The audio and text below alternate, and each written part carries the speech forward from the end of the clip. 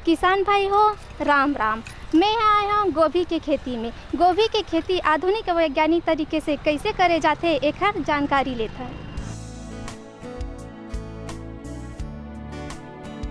गोभी वर्गीय सब्जियों में फूल गोभी का सबसे महत्वपूर्ण स्थान है। प्रोटीन, कैल्शियम और विटामिन ए तथा सी से भरपूर गोभी की खेती मुख्य रूप से श्वेत, अविकसित एवं गठे हुए पुष्प पुंज के उत्पादन हेतु की जाती है। किसान भाइयों, गोभी की सफल खेती के लिए ठंडा और आर्द्र जलवायु सर्वोत्तम होता है। हमारे राज्य की जलवायु गोभी की फसल के लिए उपयुक्त है। अधिक ठंडा और पाला का प्रकोप होने से फूलों को अधिक नुकसान होता है। शाकीय वृद्धि के समय तापमान अनुकूल से कम रहने पर फूलों का आकार छोटा हो जाता है। अच्छी फसल के लिए 15 से 20 डिग्री तापमान सर्वोत्तम होता है। अलग अलग प्रजाति के गोभियों के लिए रोपाई का समय भी अलग अलग होता है। भूमि और जलवायु के आधार पर खेत की तैयारी की जानी चाहिए। नर्सरी तैयार करने के वैज्ञानिक विधि अपनाए जाने चाहिए। बीज रोपण से पहले बीजोपचार किया जाना चाहिए। 2005 में धान के खेती करत रहे हैं। बिजली पानी आए के बाद कृषि विभाग से या उद्यानिकी विभाग से साहब मन से संपर्क करें तो ड्रिप लगाएं, और ड्रिप लगाए के बाद मोला जन फ़ायदा दिखिस तो ड्रिप के जन खेती बढ़ावत गए, और बढ़ावत अभी मैं लगभग 50 एकड़ में ड्रिप की खेती करत हूँ।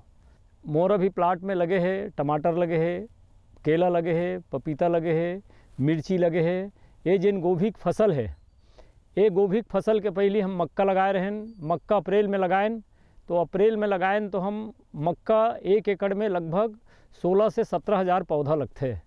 यदि कहीं किसान भाई हम यदि कहीं एक मक्कल 4 रुपये भी बेचत हन तो 80 से 85 हज़ार के मक्का मिलते, और ज़्यादा हम खर्चा नहीं लगाए, मुश्किल से 20-22 हज़ार रुपये खर्चा होते। तो किसान भाई यदि कहीं हम धान के बाद यदि कहीं ये खेती अपनावत हन और सरकार के भी सब्सिडी है, अनुदान है पूरा, तो हमला किसान भाई मन ला ज़्यादा से ज़्यादा फ़ायदा हो सकते हैं। मक्का हमला 2 फ़ायदा होते। मक्का बाज़ार में 4 रुपये के हिसाब से नग में बेचथन, और बचत जिन मक्का के पौधा रहते ओला डेयरी के लिए उपयोग करथन, या डेयरी वाले मन वही 4 रुपये 5 रुपये किलो में डंठल ला खरीद के ले जाते। गोभी उत्पादक किसानों के लिए कृषि वैज्ञानिकों की राय है कि जिस प्रक्षेत्र में गोभी की उपज लेनी हो उस भूमि में रोपाई के 15 से 20 दिनों पूर्व ही जुताई के समय 150 से 200 क्विंटल गोबर की सड़ी खाद प्रति हेक्टेयर की दर से डालना चाहिए।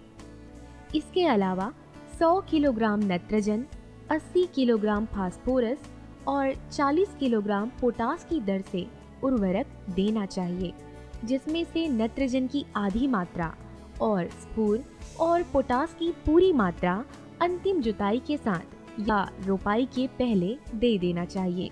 शेष नाइट्रोजन को 2 बार टॉप ड्रेसिंग के रूप में देना चाहिए। किसान भाई ये जिन मांदा बने हैं हमन एला मार्च में बना के रख दे रहें, और मार्च में बनाएं ओकर बाद मक्का लगाएं, और मक्का वाले ही मांदा में हमन गोभी के फसल लेहन। अभी 1 एकड़ में लगभग 16 से 17 हज़ार गोभी के पौधा तैयार है। किसान भाई गोभी के फसल या अन्य फसल में यदि कहीं हमारे करा कम पानी भी है तो ड्रिप के खेती से हम बहुत अच्छा फसल ले सकथन। और गोभी तो ऐसे खेती है न तो बीमारी लगते, कम बीमारी लगते, और ये में किसान भाई मन ला ज़्यादा से ज़्यादा फायदा होते, और जल के बहुत कम मात्रा में लगते।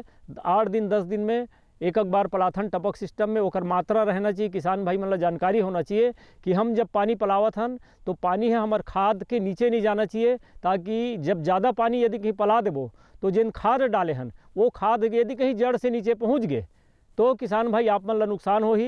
ये ध्यान देना बहुत जरूरी है कि हमारे जिन खाद है ड्रिप में जिन खाद जाते वो खाद के मात्रा ऐसे ड्रिप में पानी पलाना है कि जड़ तक पहुँच जाए।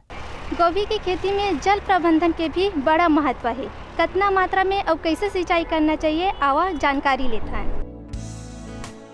फूल गोभी की फसल को जितनी जरूरत सिंचाई की होती है उतनी ही जरूरत जल निकासी की भी होती है। इसीलिए किसान भाइयों को चाहिए कि सिंचाई की व्यवस्था के साथ ही साथ जल निकासी की व्यवस्था की भी पूरी गंभीरता से फिक्र करनी चाहिए। फूल गोभी को पहली सिंचाई रोपाई के तुरंत बाद करना चाहिए। भूमि में सिंचाई के द्वारा पौधा वृद्धि होने तक नमी बने रहना नितांत आवश्यक होता है। जल्दी बाजार में आने वाली किस्में जैसे कि अगेती किस्म कहते हैं, उनमें 15 से 20 दिनों के अंतराल में सिंचाई करते रहना चाहिए और देर से बाजार में आने वाली किस्म जिसे कि पिछेती किस्म कहते हैं, उसे हर 10 से 12 दिनों के अंतराल में सिंचाई की आवश्यकता होती है। सिंचाई ऋतु और भूमि की किस्म के अनुसार ही की जानी चाहिए। छत्तीसगढ़ का किसान अब बारीकियों को समझने लगा है, इसीलिए व्यवस्थित तकनीक अपनाकर भरपूर फसल लिया जा रहा है। आप मान लो यदि कहीं गोभी की खेती करना है तो यदि कहीं ड्रिप में करना है तो आपके खाद के जन वेस्ट हो जाते, नुकसान होते खाद, वो खाद है बचते। ड्रिप में यदि कहीं पानी पलाना है तो टपक सिस्टम से मजदूर भी कम लगते और हमार खाद जेन है जेन हाँ पहाटा पानी पलाथन तो खाद अनुपयोगिता में चल देते। ये माँ का है ड्रिप में टपक टपक जब पानी पलते तो डायरेक्ट गोभी मिलते और किसान भाई ये माँ का है आप मतलब बची भी और किसान भाई मतलब बहुत ज़्यादा फायदा हो सकते हैं। गोभी की खेती में खाद प्रबंधन के भी बड़ा महत्व है। कतका मात्रा में और कैसे खाद देना चाहिए, आवा जानकारी लेते हैं। गोभी वर्गीय सभी सब्जियों में खाद प्रबंधन प्रजाति के आधार पर कुछ छोटे परिवर्तन करके लगभग एक से ही होते हैं। गोभी की फसल के लिए खाद एवं उर्वरक का प्रबंधन विज्ञान सम्मत होना चाहिए, यही समय की मांग है। खरपतवारों का नियंत्रण भी गोभी की फसल के लिए बेहद जरूरी होता है। किसान भाई खाद प्रबंधन के बहुत ज़्यादा महत्व है। और हम खेत बनाथन, खेत बनाए के बाद रोटोवेटर से पूरा भुरभुरा मिट्टी करे के बाद रेजर खींचथन, तो रेजर खींचे के बाद हमन ला गोबर के सड़े हुए जिन खाद है वो खाद ला बेसन में डालना चाहिए। बेसन में डाले से का फ़ायदा होते बोला मैं आप मतलब बतावत हूँ किसान भाई। मैं हाँ हर फसल में जैविक खाद जिन गोबर के सड़े हुए खाद ला डालत हूँ। काबर मोर कर पर्याप्त मात्रा है 100-150 गोबर खाद होते है ट्राली में। तो हमन गोभी के फसल में बेसल में जिन गोबर खाद डाले हैं, पचे वाले गोबर खाद डाले हैं, एकर से हमन ला यूरिया DAP की मात्रा बहुत कम मात्रा में लगत है। और फसल जिन है एक तो जैविक किसान भाई मन ला बीमारी से दूर करे बर जैविक जिन फसल मिलत है वो मिलत है। और किसान भाई मन के जिन खर्चा है अनाप शनाप यूरिया या DAP अन्य फसल एक खाद डाला था वो आपके पूरा पैसा बची और तब किसान भाई मन ला आमदनी दिखी कि हम जैविक खाद कंपोस्ट खाद से जिन खेती करत हन ओकर लाभ मिल सकते हैं। फूल गोभी के लिए खरपतवार निकालने और मिट्टी की पपड़ी को तोड़ने के लिए 1-2 निंदाई गुड़ाई करते हैं। उसके बाद बासालीन 2 से 3 किलोग्राम प्रति हेक्टेयर की दर से और निदाई गुड़ाई कर खरपतवार को नियंत्रित कर सकते हैं। या तो हेनोरान 50 WP प्रति किलोग्राम प्रति हेक्टेयर की दर से उपयोग में लाया जा सकता है। वो जिन हमला अब जैविक खाद के तरफ उतरे लगी और जैविक खाद के साथ साथ हमला यदि कहीं एक फसल गोभी लगाए हैं 1 एकड़ में वो नुकसान हुआ थे तो मिर्ची लगाना चाहिए, टमाटर लगाना चाहिए, बैगन लगाना चाहिए, पपीता लगाना चाहिए। तो कहीं न कहीं किसान भाई मल्ला ये जिन एक दूसर फसल लगावत हो एकर फसल डाउन है तो वो फसल में आप लोग कवर हो जाही। और डेयरी के साथ साथ खेती और खेती के साथ साथ डेयरी यदि कहीं करत हो आप लोग बहुत ज़्यादा लाभ मिलत है। मैं ग्राम बोहारडी के हूँ, मोर पास करनाल पंजाब हरियाणा के गाय लाए हूँ और गाय लाए के बाद ओकर जिन गोबर है ओला सड़ा के बढ़िया से मैं खेती में उपयोग करत हूँ और एमा मोला बहुत लाभ मिलत है और यूरिया DAP के जिन मात्रा है बहुत कम हो गए हैं।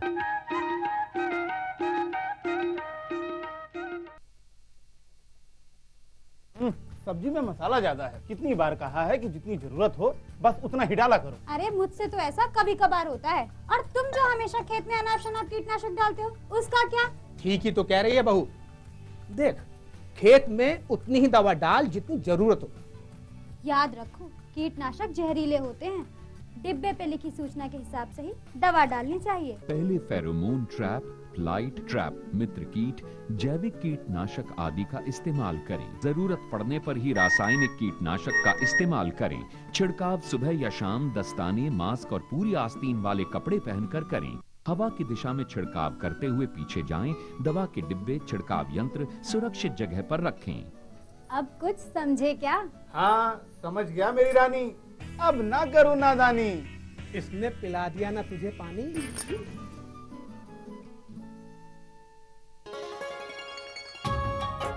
आप किसान भाइयों की खेती बाड़ी से जुड़ी हर समस्या का कृषि विशेषज्ञों द्वारा तुरंत समाधान।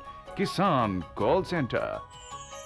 आप भारत के किसी भी प्रदेश में रहते हो, कोई भी भाषा बोलते हो, आपकी समस्या चाहे फसल की बीमारी की हो, खाद की, पशुपालन की या कृषि से जुड़ी नई तकनीक की, अपनी समस्या का अपनी ही भाषा में समाधान पाने के लिए आप देश के किसी भी कोने से डायल करें 1551। विशेषज्ञ द्वारा आपको दी जाने वाली ये सलाह बिल्कुल निशुल्क है। ये सुविधा प्रातः 6 बजे से रात्रि 10 बजे तक निशुल्क उपलब्ध है। किसान कॉल सेंटर यानी 1551।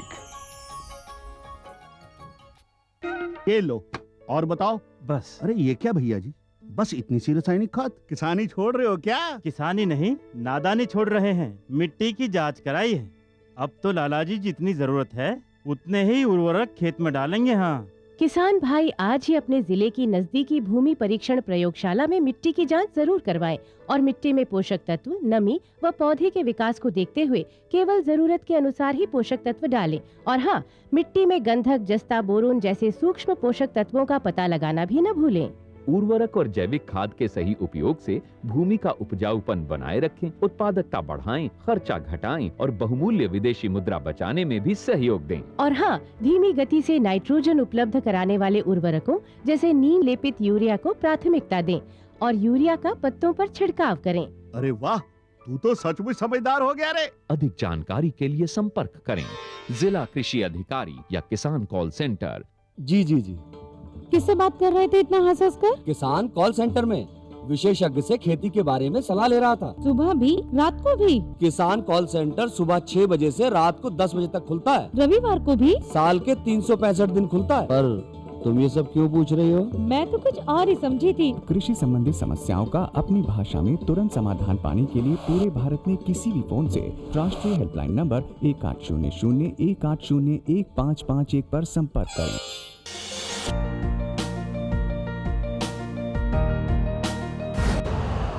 यूरिया का स्वदेशी उत्पादन 70 लाख टन बढ़ाने के लिए 6 उर्वरक संयंत्रों का उद्धार किया जा रहा है।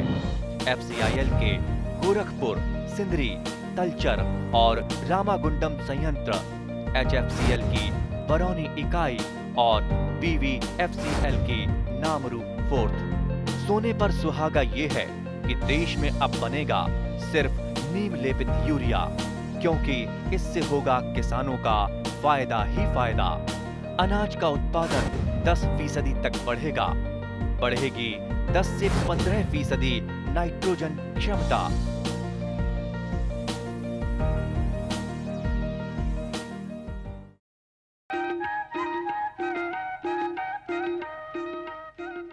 गोभी की खेती में रोग राई लगे के भी बड़ा डर रही थी। रोग राई से बचे के लिए कौन से दवाई के छिड़काव करना चाहिए, आवा जानकारी लेते हैं। गोभी कुल की सब्जियों में 2 प्रकार के कीट का प्रकोप ही ज्यादातर होता है, जिनमें से एक है माहो या एफिड और दूसरी तंबाकू इल्ली या टोबैको कैटरपिलर। माहो या एफिड फूल गोभी के शीर्ष के नीचे खाली जगह पर चिपक कर रस चूसते रहते हैं। इस कीट की संख्या अत्यधिक तेजी से बढ़ती है और नियंत्रण तत्काल न किया गया तो इसके दुष्परिणाम से पौधे पीले पड़कर सूखने लगते हैं और जाहिरी तौर पर उपज का बाजार दाम प्रभावित होता है। माहो नामक ये कीट अपने शरीर से मधुरस उत्सर्जित करते रहते हैं, जिससे फूल गोभी में काली फफूंद विकसित हो जाती है और प्रभावित पौधों में जगह जगह काले धब्बे दिखाई देने लगते हैं। इस कीट से निजात पाने के लिए अत्याधुनिक विधियां इस्तेमाल में लाई जानी चाहिए। किसान भाई इस बात पर ध्यान दें कि यदि इस कीट के प्राकृतिक शत्रु जैसे लेडी बर्ड बीटल यदि खेत में सक्रिय हो तो कीटनाशक दवा का छिड़काव नहीं करना चाहिए। तंबाकू इल्ली गोभी का वो कीट है जो इल्ली अवस्था में ही हानिकारक होती है। ये इल्लियां अपनी प्रारंभिक अवस्था में समूह में रहकर पत्तियों को खुरच कर खाती हैं और बड़ी होने पर पूरी पत्तियां ही खा जाती हैं। ये इल्लियां पत्तियों को खाने का काम रात में करती हैं और दिन में ये पत्तियों के नीचे छुपी होती हैं। इस कीट को यदि नियंत्रण में नहीं लिया गया तो ये लगभग 75% उपज को नष्ट कर सकती है। कृषि वैज्ञानिक इस कीट से बचने के कुछ उपाय सुझाते हैं। वो ये कि इनके अंड समूह को एकत्र करके नष्ट कर देना चाहिए। इसके अलावा विज्ञान सम्मत विधियां अपनाई जानी चाहिए। ज़्यादा बीमारी के संभावना नहीं रहा है। यदि कहीं कभी कभी मैनी वगैरह दिखते, मैनी के समय हम उपचार कर लें तो हमारा दवाई बहुत कम मात्रा में लगते और मैनी मारे बर तो किसान भाई मन जाना था नुआन से भी मर जाते या बहुत सारा अन्य कंपनी की दवाई है, बहुत कम मात्रा में ये गोभी में दवाई स्प्रे करने लगते हैं। गोभी वर्गीय सब्जियों में रोग और कीट के प्रकोप का समय रहते ही प्रबंधन कर देना चाहिए, अन्यथा किसानों को भारी क्षति भी हो सकती है। गोभी वर्गीय सब्जियों में 2 प्रमुख रोग होते हैं। पहला पदगलन या टैंपिंग ऑफ रोग और दूसरा होता है काला विगलन या ब्लैक रॉट रोग। गोभियों में पदगलन रोग का प्रकोप नर्सरी में पौधे तैयार करते समय ही होने की आशंका ज़्यादा होती है। इस रोग का दुष्परिणाम ये होता है कि इसमें पौधे की आवश्यक संख्या निर्धारित समय पर तैयार नहीं होते। इस रोग की पहचान कुछ इस तरह से होती है कि अंकुरित पौधों का मिट्टी की सतह के पास वाला भाग गलने लगता है और पौधे गिरने लगते हैं। कभी कभी तो ऐसा भी होता है कि इस रोग के प्रकोप से नर्सरी के सारे पौधे ही मर जाते हैं। इस रोग से बचने के लिए नर्सरी को सामान्य स्थान से ऊंचे स्थान पर बनाया जाना चाहिए, जिससे पानी निकासी का उचित प्रबंध हो सके। यदि किसी किसान को खेत में पदगलन रोग का प्रकोप पहले भी हो चुका हो तो नर्सरी में बीज बुवाई के 15 दिन पहले नर्सरी के बोडो मिश्रण दवा से उपचारित किया जाना चाहिए। इस तरह का उपचार बहुत ही सस्ता होता है, बस किसानों में जागरूकता और जानकारी होनी चाहिए।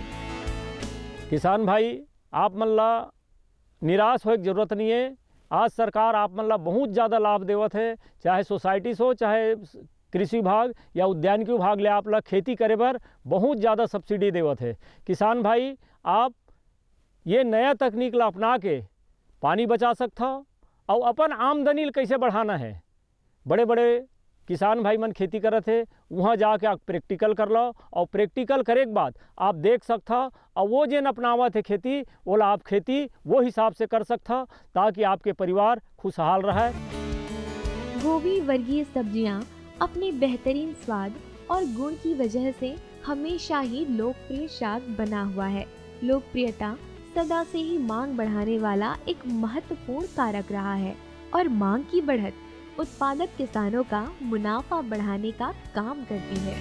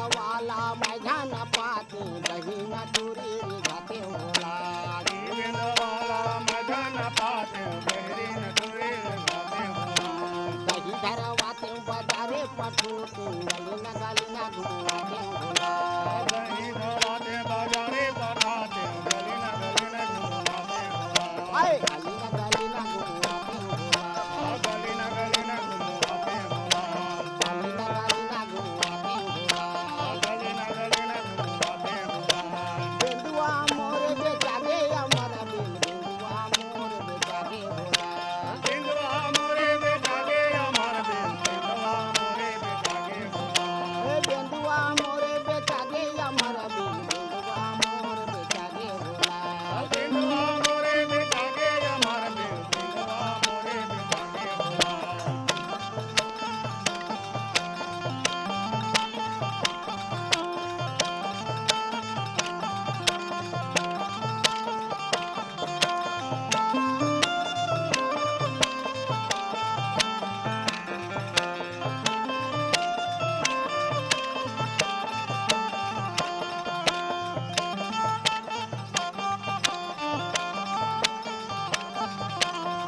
बेंदवाला माझा ना पात कुणारी ना टोरे रे जाते भोला बेंदवाला माझा ना पात कुणारी ना टोरे रे जाते भोला पुणे धरवाते बाजारे पाठो गली ना घुमाते भोला गली धरवाते बाजारे पाठो गली ना घुमाते भोला ए गली ना घुमाते भोला गली ना घुमाते भोला बेंदुआ मोर बेचारे अमर बेंदुआ मोर बेचारे भोला बेंदुआ मोर बेचारे अमर बेंदुआ मोर बेचारे भोला हाय बेंदुआ मोर बेचारे भोला बेंदुआ मोर बेचारे भोला